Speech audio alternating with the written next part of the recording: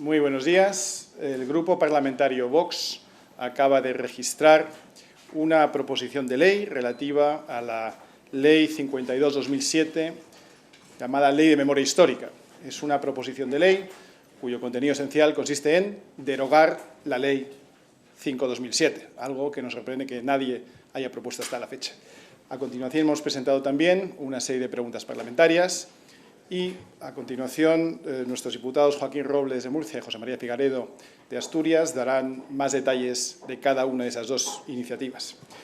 De manera preambular, me gustaría decir que en Vox claramente queremos derogar la Ley de Memoria Histórica, por tratarse esencialmente de un atentado contra la libertad. Es un atentado contra la libertad política, es un atentado contra la libertad de pensamiento, es un atentado contra la libertad de cátedra y, en definitiva, es un instrumento para dividir a los españoles, para enfrentarles con una visión obligada de buenos y malos. Lo que esta ley propone y lo que consigue es exactamente aquello de lo que acusa el franquismo, que es de establecer una visión impuesta según la cual media España fue buena y media España fue mala, solo que esta ley lo hace al revés. El Partido Socialista ya ha demostrado que la Ley de Memoria Histórica es la base para ir liquidando paulatinamente el régimen constitucional, el régimen en el cual España ha florecido en los últimos 40 años.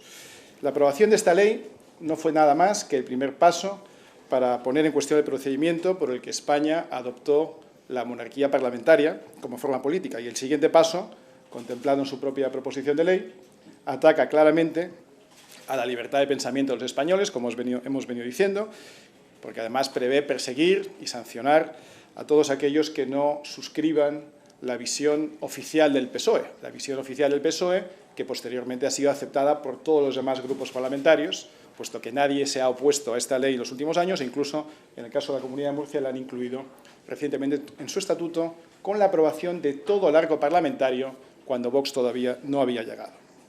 Y además, el PSOE, a través de esta ley, ataca directamente al rey. Es una de las instituciones que está en peligro, la de la monarquía parlamentaria, como consecuencia de las iniciativas que toma esta ley.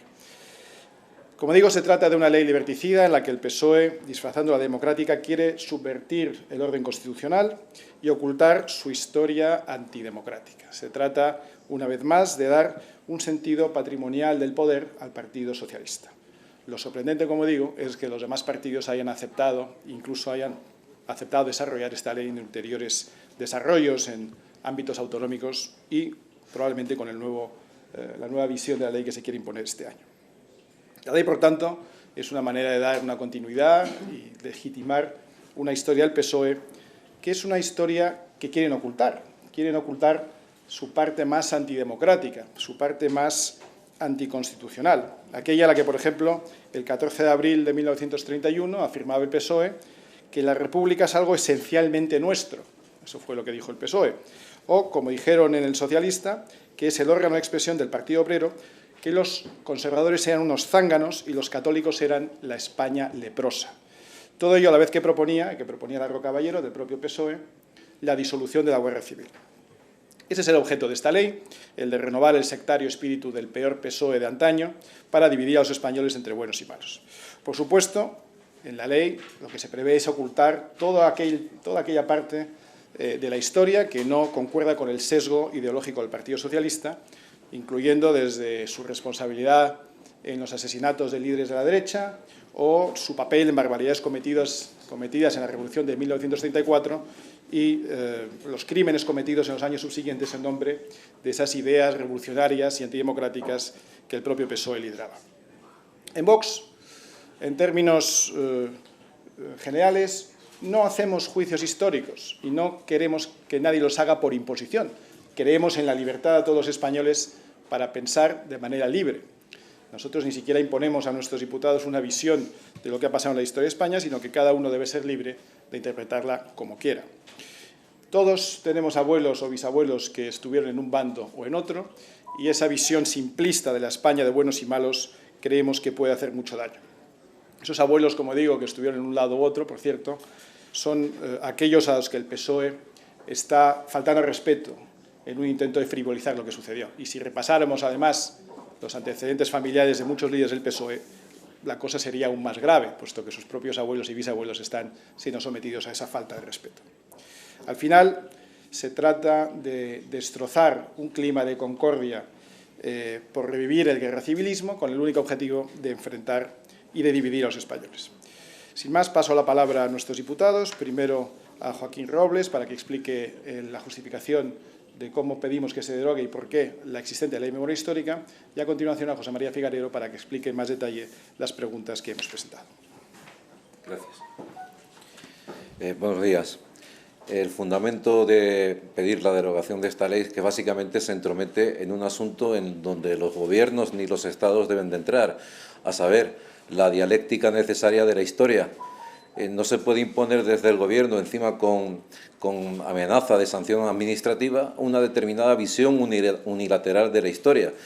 Hay que dejar a los catedráticos de historia, a los profesores de historia, que expresen públicamente sus opiniones, sus análisis acerca de este periodo de la historia, y que fluya la necesaria dialéctica, porque la historia no es una disciplina que pueda cerrar como cierran las matemáticas o como la física, sino que es una disciplina dialéctica, y esta intromisión del Gobierno pretende pues apuntalar por vía legislativa lo que por vía científica pues no se puede hacer.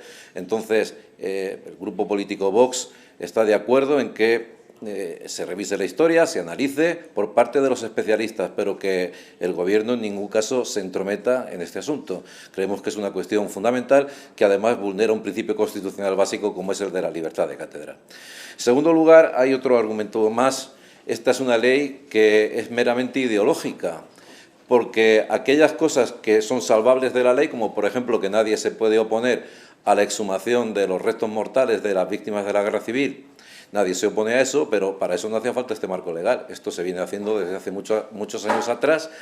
Y además hay que tener en cuenta que la mayor parte del dinero destinado para la exhumación de cadáveres, pues lo que ha producido no llega apenas ni un 10% para esa tarea. La mayor parte se reparte entre las distintas asociaciones de la memoria histórica, que se crean así pues un conjunto de intereses que no favorecen en nada.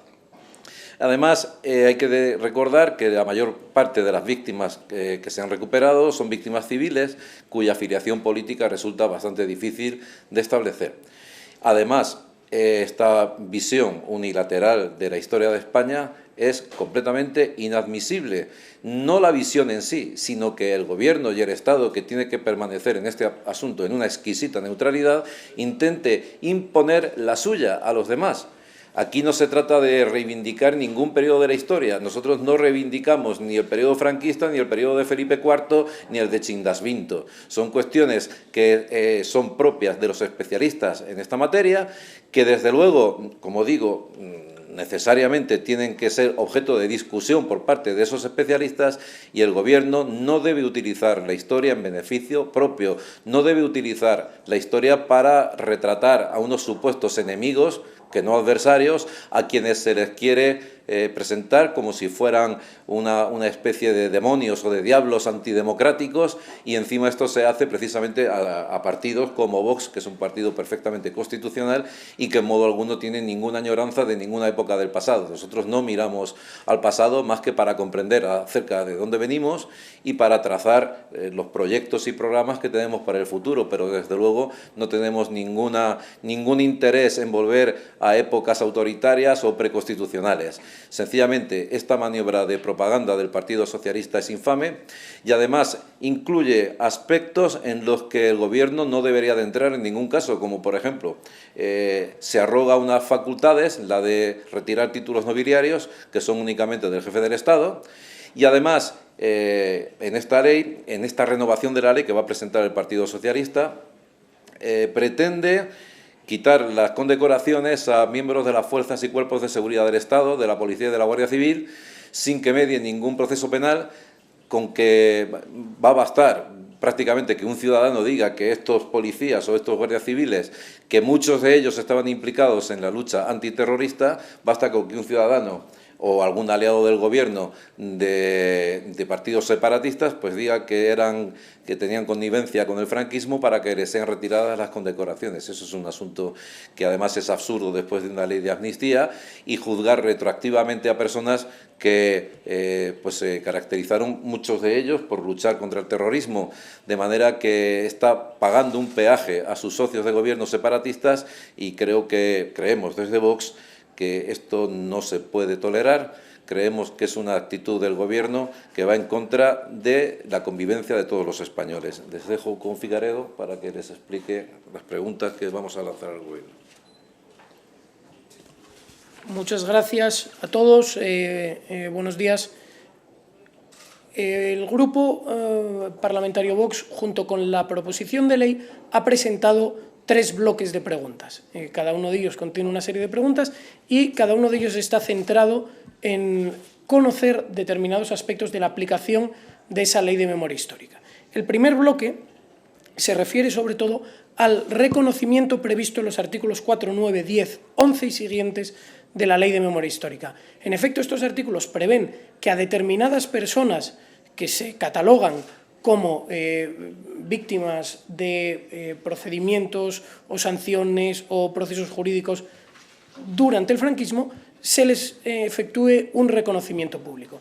Pues bien, nosotros queremos saber cuántas solicitudes de reconocimiento se han llevado a cabo, cuántas se han efectivamente concedido, los cargos de esas personas o los motivos por los que esas personas supuestamente son consideradas como víctimas, y finalmente, y esta es una cuestión muy importante, cuántas de estas personas habían sido condenadas o habían sufrido esos supuestos efectos nocivos del franquismo por ser miembros de organizaciones terroristas como ETA, Grapo, FRAP u otras.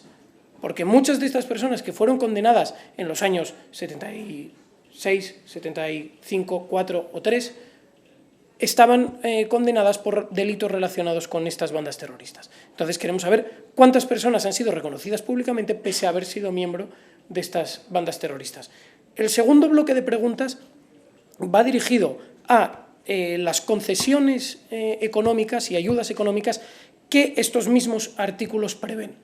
Y la estructura de la pregunta es la misma. Queremos saber cuántas solicitudes de ayuda económica ha habido, cuántas ayudas económicas efectivamente se han concedido, cuál ha sido el importe total y el importe parcial de estas ayudas, es decir, cuánto le ha costado al erario público directamente, y de nuevo, cuántas de las personas beneficiadas por estas ayudas estaban relacionadas con las bandas terroristas, ETA, Grapo, FRAP u otras.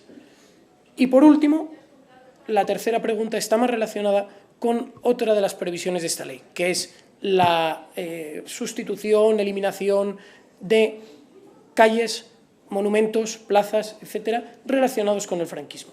Queremos saber cuántas calles, cuántos monumentos se han eliminado en aplicación de esta ley y cuánto ha costado eso a los españoles.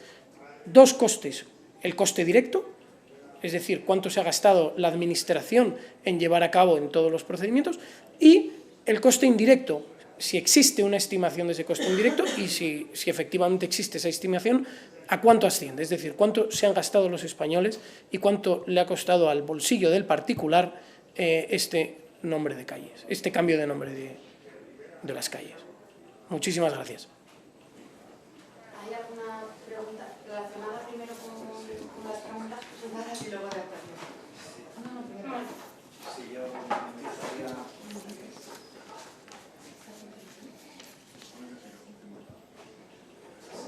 me gustaría saber si ustedes pedirán la reversión de los nombres del callejero que se ha producido al amparo de esta ley que ustedes quieren derogar. Y luego unas preguntas muy concretas.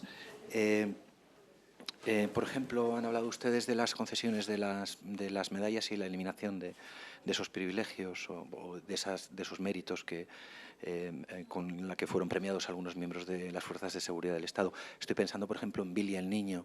¿Ustedes serían partidarios de que a Billy el Niño se le mantuviera la condecoración con sus derechos económicos? Y por último, una pregunta es de este fin de semana, aparecía en el Boletín Oficial del Estado. Se ha pedido la sucesión del ducado de Primo de Rivera. que es uno de los que probablemente estuvieran afectados. ¿Ustedes son partidarios de que se mantenga el ducado de Primo de Rivera y se produzca la sucesión? Gracias. Muchas gracias. En relación al cambio de nombre de calles, que como saben es una competencia municipal, lo que creemos es que esos cambios de nombres de calles se han producido sin necesidad de que hubiera una ley de memoria histórica. De hecho, ustedes recordarán que en la época de Tierno Galván, por poner un ejemplo, el Ayuntamiento de Madrid ya revirtió el nombre de muchas calles, algunas de las cuales, por cierto, venían de haber sido revertidas originalmente. Por poner un ejemplo, la calle de Príncipe de Vergara, durante la época de Franco, se llamó General Mola y al llegar el Partido Socialista se hizo una revisión profunda de cuáles calles merecían un cambio de denominación y en aquellos casos, por ejemplo, en los que se había revertido previamente, se reinstauró su nombre original y por eso hoy se vuelve a llamar Príncipe de Vergara. Todo esto sin necesidad de que hubiera ninguna ley de memoria histórica. Lo que ha sucedido a continuación y recientemente es que se han vuelto a cambiar calles teóricamente amparadas bajo la ley de memoria histórica, pero que realmente en muchos casos pues nada tienen que ver con el franquismo. Le pongo el ejemplo de la calle Vázquez de Mella, mejor dicho, la plaza Vázquez de Mella, en la que se le ha cambiado por el nombre de un socialista, de un dirigente del Partido Socialista recientemente fallecido, en teórica aplicación de leyes que no eran necesarias. Nosotros sí pediremos que se reviertan los últimos cambios en muchas ciudades de España y eso estará en manos de cada uno de los equipos municipales donde Vox tenga algo que decir. Respecto a las condecoraciones, nosotros siempre defenderemos la condecoración de aquellos miembros de fuerzas y cuerpos de seguridad de Estado que hayan luchado contra el terrorismo y que hayan dejado su enseña en la lucha por la unidad de España y en la defensa de los principios y valores que hoy nos han traído hasta aquí.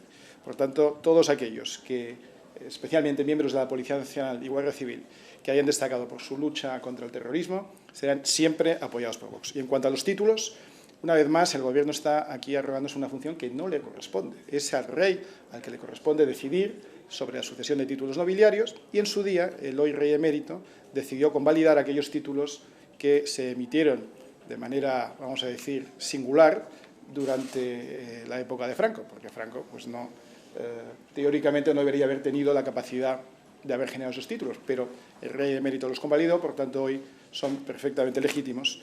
Y como digo, sobre todo, está en manos del rey y no en manos del Gobierno decidir cuáles de esos títulos deben ser concedidos. Lo que venimos notando, como digo, es que el Partido Socialista tiene un interés creciente en ir desmontando la monarquía parlamentaria y nosotros siempre defenderemos a una monarquía que ha defendido siempre precisamente la unidad de España y que tan buenos servicios ha prestado al conjunto de la nación. Perdóneme, la pregunta no era, entiendo las atribuciones que tiene Su Majestad. Lo que estoy preguntando es si ustedes son partidarios de que se elimine a través de las atribuciones que tiene Su Majestad el Rey esos títulos nobiliarios. Nosotros somos partidarios de que sea el rey el que decida qué hacer con los títulos nobiliarios y no que lo hagan los políticos porque no está entre sus atribuciones. Por tanto, si no queremos que lo haga el Partido Socialista, tampoco queremos nosotros entrar en ese debate. Hola, buenos días. La ley de memoria surge de la premisa de condena del franquismo. Entonces, quería preguntaros si condenáis el franquismo. Y se ha hablado de la restitución de calles, también a raíz de la ley de memoria histórica se han quitado más que calles, se han quitado símbolos, estatuas, escudos. Quería saber si esos símbolos tendrían que ser también restituidos y colocados en donde estaban. Gracias. Respecto a las calles y los símbolos, como digo, eso compete al ámbito municipal. Nosotros hoy lo que estamos pidiendo son dos cosas. La derogación de la existente ley de memoria histórica y a través de una serie de preguntas estamos preparando ya para la previsible nueva ley de memoria histórica, la nueva vuelta de tuerca que quiere el Partido Socialista a la ya existente memoria histórica, precisamente para evitar que se sigan produciendo este tipo de atropellos en muchos casos. Porque, como digo, al albur de esa teórica ley de memoria histórica, pues se han cometido realmente muchas injusticias en muchas calles, en muchos monumentos de toda España. Los equipos municipales de Vox en cada uno de esos sitios serán los que vayan viendo uno a uno cuáles son los casos. Y la primera pregunta era referida a la condena del franquismo. Bien, Vox no condena el bienio progresista, no condena el turno pacífico de los partidos de Mateo Prats de Sagasta y Cánovas del Castillo. Vox no condena la revolución del 34 o del 31, ni la del 34, ni la guerra civil, ni el franquismo. Esto es materia para los historiadores. Nosotros somos firmes partidarios de la libertad y de que cada uno de los españoles, incluso cada uno de los miembros de Vox, como es lógico, pueda opinar lo que quiera. No es nuestro papel, ni debería ser el papel de ningún político, ni de Vox, ni del Partido Socialista, ni mucho menos del Partido Socialista liderando y de todos los demás siguiendo, el decir a los españoles lo que tienen que pensar y lo que les tiene que parecer bien y lo que les tiene que parecer mal. Esta ley lo que promueve es la división y el odio entre los españoles y nosotros nunca apoyaremos ese sentimiento. Sí, si me permites añadir que eso de condenar un periodo de la historia o pensar que ese periodo de la historia supone un paréntesis, pues es inadmisible desde el punto de vista lógico. Y recordar que nuestra democracia no emerge en el vacío ni se conecta con la República del 31, sino que nuestra democracia actual es resultado de un proceso de transición desde el propio régimen. De manera que en la medida en la que en nuestra democracia coronada siguen elementos como por ejemplo el Código Penal y muchos más que ya estaban en la época franquista, condenar el franquismo no tiene ningún sentido, puesto que somos herederos, nos guste más o menos, que es una cuestión que como muy bien ha explicado Iván, es algo que depende de la opinión personal de cada cual, pero la historia es la que es y no se puede cambiar al gusto ideológico del gobierno de turno.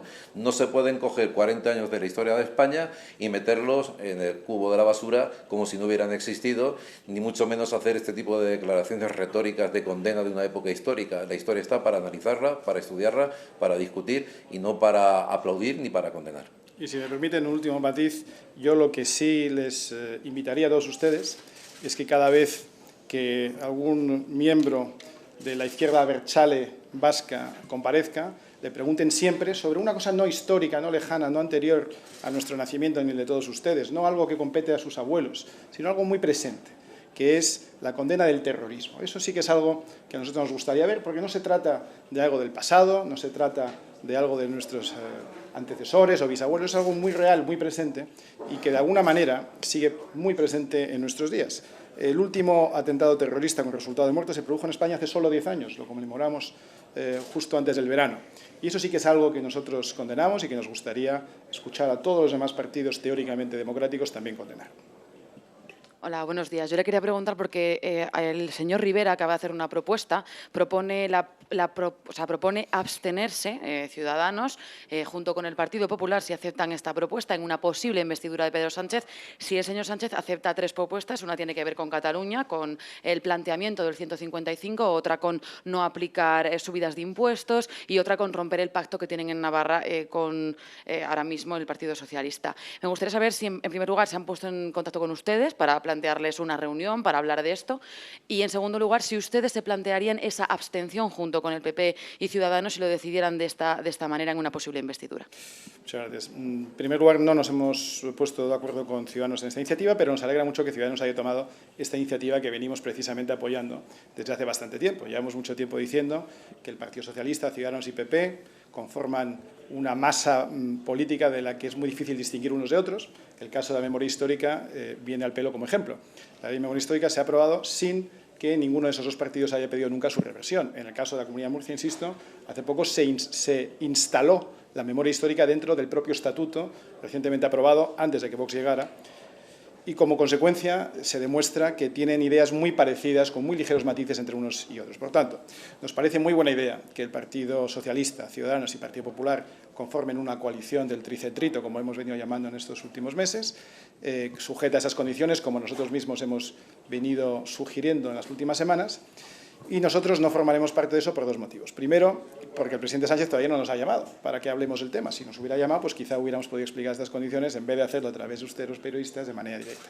Y segundo, porque nosotros somos otra cosa, no formamos parte de ese consenso socialdemócrata, de ese consenso progre, en el que todas estas cuestiones, como las que hoy casualmente nos atañe, pues inspiran muy pocas diferencias entre ellos. Nosotros tenemos una línea de pensamiento claramente marcada y diferenciada del Partido Socialista, Ciudadanos y Partido Popular, y por tanto, aunque nos alegra que se llegue o que se intente llegar a ese acuerdo, porque siempre será mejor la moderación socialdemócrata del Partido Popular que la radicalidad progre del Partido Socialista, dentro de que se parecen de manera muy llamativa, pero siempre será mejor que haya una alianza y un equilibrio entre ellos a que se pongan en manos de los aún más radicales comunistas de Podemos. Sí, yo quería preguntarle si finalmente entonces llegan a ese acuerdo que ustedes llaman el tricentrito, eso pondría, y ustedes no forman parte de él, podría en cuestión algunos de los apoyos que tienen, de los acuerdos que tienen con PP y Ciudadanos en algunos gobiernos? No, lo que pondría en cuestión el apoyo que estamos manteniendo en algunas ciudades y comunidades autónomas al PP y Ciudadanos sería que incumplieran los pactos a los que hemos llegado en estos tiempos. Si aquellas ideas que son condición previa para que se votara esos gobiernos, aquellas ideas, digo, de Vox, no se sostuvieran, si no estuvieran cumplidos esos pactos, claro que eso pondría en cuestión el pacto. Pero el hecho de que se ponga de acuerdo con el Partido Socialista no nos sorprende. Ciudadanos ya viene a estar de acuerdo con el Partido Socialista en muchos sitios. En Andalucía, por poner un ejemplo, los últimos 4 años. Por tanto, no incidiría esto en los pactos que tengamos con Partido Popular y Ciudadanos, sino que lo único que podría incidir en esos pactos es el incumplimiento de los acuerdos alcanzados, específicamente en cada municipio o comunidad autónoma. Una última pregunta por aquí. Sí, buenos días. Es sobre la propuesta en torno a la memoria histórica. Me gustaría saber si han contado con el respaldo o la orientación de los historiadores a los que hacen referencia para redactar la propuesta y luego si creen que los historiadores van a respaldar lo que ustedes están proponiendo en esta medida. Dicen que no tienen añoranza de tiempos pasados, pero recuerdo que en el Parlamento de Andalucía llevaron una medida sobre 1942 o sobre el Nuevo Mundo. 1492, disculpe, sí, 1492 para eliminar la leyenda negra española. Yo hablé con varios historiadores y me comentaban que, que consideraban que era una medida desfasada, anticuada, que había habido leyenda negra sobre España, pero que ya no la había. No sé si creen que les van a respaldar o no los historiadores. Pues nos alegra mucho que haya historiadores que piensen de manera distinta a nosotros, porque eso es una demostración de libertad, de la misma manera que nos alegra mucho que haya historiadores que piensen como nosotros, o como algunos de nosotros, porque no tenemos una línea unívoca. Y en eso consiste exactamente lo que estamos defendiendo hoy. Los historiadores no son un bloque, hay historiadores que se fijan en unas materias o en unas épocas o en otras, que tienen opiniones e interpretaciones de lo que sucedió de una manera u otra, y lo que queremos es justamente preservar eso que usted dice, que es que haya discrepancia y sobre todo que haya libertad para discrepar o para estar de acuerdo en cualquier materia que tenga que ver con nuestra historia. Aquellos que piensen que no existe leyenda negra sobre España, que es una posición singular desde mi punto de vista, pues deben tener libertad de seguir pensándolo. Es muy raro pensar eso, pero estoy seguro que hay historiadores que piensan eso. Aquellos que piensan que sí existe una leyenda negra promovida por los enemigos de España de aquella época y que en algunos aspectos se extiende hasta hoy, pues también deben tener libertad de seguir pensándolo. Nosotros siempre defenderemos la libertad de cátedra, la libertad de pensamiento, la libertad política y, en definitiva, la libertad para que los españoles piensen como quieran. Y dentro de los españoles, por supuesto, que los historiadores de una u otra forma de pensar tengan libertad para hacerlo, pensarlo de una cierta manera y expresarlo sin que ningún político, sea el Partido Socialista o sea de Vox, coarte esa libertad.